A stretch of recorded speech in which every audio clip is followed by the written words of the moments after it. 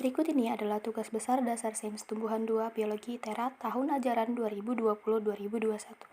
Anggota kelompok kami yaitu Helen Amelisa, Herlina Indah Permatasari, Mas Nia, Permesiawari Muktiano, dan Salsabila Oktariana. Di sini kami akan membahas jurnal tentang pengaruh ekstrak daun tumbuhan Micania micratakun, invasif, dan Cosmos sulphureus non-invasif terhadap perkecambahan jagung atau Z-maize. Berikut ini adalah tumbuhan invasif yang bernama Micania micratakun, yang merupakan tumbuhan gulma. Berasal dari famili Asteraceae. Tumbuhan ini dapat menghambat pertumbuhan tanaman lain. Salah satu mekanisme yang dilakukan tumbuhan invasif untuk mempengaruhi tumbuh tanaman lain adalah dengan menghasilkan alelopati ke lingkungan. Berikut ini adalah pengaruh senyawa alelokimia atau alelopati pada tanaman jagung. Digunakan tanaman jagung karena tanaman ini proses perkecambahan dan pertumbuhannya terbilang cepat. Menurun akibat adanya tumbuhan gulma yang dapat merugikan para petani. Berdasarkan uraian di atas, maka telah dilakukan penelitian mengenai pengaruh pemberian beberapa konsentrasi ekstrak daun tumbuhan M. micratakun dan C. sulphureus terhadap perkecambahan biji jagung atau Z-maize. Metode penelitian ini dilakukan dengan metode eksperimen menggunakan RAL pola tersarang atau nested design dengan 9 perlakuan dan 4 ulangan, sehingga diperoleh 36 unit percobaan. Faktor A adalah jenis tumbuhan Amicrantha dan Cosmos sulphureus. Faktor B adalah pemberian konsentrasi ekstrak daun berupa air atau kontrol, ekstrak daun 20%, ekstrak daun 40%, ekstrak daun 60%, dan ekstrak daun 80%. Adapun alat yang digunakan dalam penelitian ini yaitu blender, timbangan digital, cawan Petri, gelas ukur, pipet tetes, kapas, saringan, kertas label, plastik, dan pisau.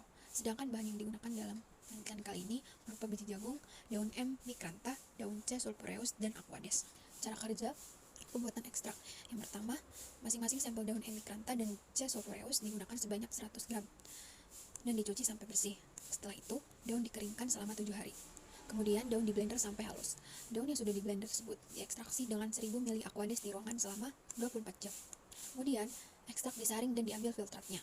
Filtrat yang dihasilkan ditambah dengan aquades dengan volume airnya ditetapkan menjadi 1000 ml sehingga diperoleh konsentrasi ekstrak 100%. Larutan ekstrak 100% tersebut dijadikan sebagai larutan stok. Untuk mendapat seri konsentrasi 20, 40, 60, dan 80%, maka dilakukan pengecaran larutan stok. Cara kerja uji pengaruh ekstrak daun terhadap perkecambahan biji jagung atau Z-maize.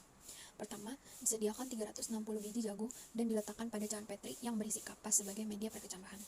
Masing-masing cawan Petri berisi 10 biji jagung. Setelah itu, masing-masing cawan Petri disemprotkan dengan 10 ml ekstrak daun sesuai dengan perlakuan. Cawan Petri disimpan pada suhu ruang dan dilakukan penyemprotan setiap hari sekali selama 7 hari pengamatan. Parameter pengamatan dilakukan terhadap panjang hipokotil dan berat basah kecambah jagung. Analisis data. Analisis data dilakukan secara statistik terhadap panjang hipokotil dan berat basah dengan menggunakan analisis sidik ragam. Jika hasil pada data menunjukkan perbedaan nyata pada antara masing-masing perlakuan, maka dilanjutkan uji lanjut demikian New Multiple Range Test atau DNMRT pada taraf 5. Berdasarkan hasil uji, maka dapat diketahui bahwa pemberian ekstrak Micania micrantha sudah berpengaruh terhadap panjang pertumbuhan hipokotil kecambah jagung. Dampak dari seluruh perlakuan lebih pendek dibandingkan dengan kontrol. Penghambatan panjang hipokotil signifikan terjadi pada konsentrasi ekstrak 60 dan 80% yang menyebabkan pertumbuhan kecambah menjadi pendek serta daun tidak tumbuh dengan baik. Hal ini diduga adanya senyawa fenol yang terdapat di dalam daun Micania micrantha yang menghambat pertumbuhan hipokotil jagung. Penghambatan pertumbuhan tinggi benih disebabkan senyawa alelokimia berupa fenol dan flavonoid. Senyawa tersebut menyebabkan pemanjangan sel tidak berlangsung, sehingga menghambat pertumbuhan tinggi tanaman. Penghambatan pertumbuhan panjang kecambah juga terjadi melalui aktivitas senyawa fenol dalam menghambat proses mitosis pada embrio, sehingga pembelahan sel terhambat dan berpengaruh terhadap pertumbuhan kecambah. Penghambatan lainnya yaitu terjadi penurunan permeabilitas membran sel akibat adanya senyawa fenol. Penurunan permeabilitas sel menyebabkan terhambatnya pengangkutan hasil perombakan cadangan makanan secara difusi dari endosperma melewati membran sel menuju titik-titik tumbuh. Kondisi ini mengakibatkan pertumbuhan sel dan pembesaran sel ikut terhambat sehingga pembentukan plumula yaitu calon pucuk dan radikula yaitu akar muda akan terhambat. Pada pemberian ekstrak daun Cosmos sulphureus tidak berpengaruh terhadap pertumbuhan panjang hipokotil. Ada kecenderungan penurunan tapi tidak signifikan dibandingkan dengan kontrol. Hal ini disebabkan oleh kandungan alelokimia sedikit yang menyebabkan tidak terjadinya penghambatan tinggi kecambah. Pertumbuhan dan perkembangan tumbuhan tergantung pada konsentrasi ekstrak, sumber ekstrak, dan jenis tumbuhan yang dievaluasi serta saat aplikasi. Adapun berat basah benih jagung mengalami penurunan berat basah setelah diberi ekstrak daun Micania micrantha dengan konsentrasi yang berbeda menunjukkan pengaruh yang nyata dengan kontrol. Berat basah benih jagung yang diberi ekstrak daun Micania micrantha pada konsentrasi 20% dan 40% sudah menunjukkan penurunan dibandingkan dengan kontrol.